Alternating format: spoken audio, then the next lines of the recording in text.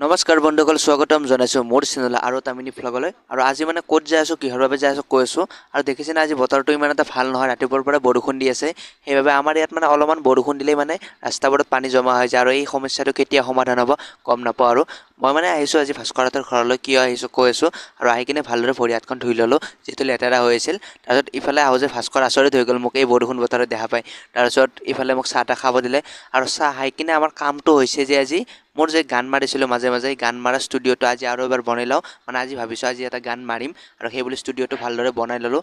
আৰু মোৰ ষ্টুডিঅ'ত মানে যোনে মোক কেমেৰা কৰি দিয়ে সেইটো হৈছে ভাস্কৰ, আৰু সেইবাবে মই ভাস্কৰক বহুত কৃতজ্ঞতা জনালোঁ।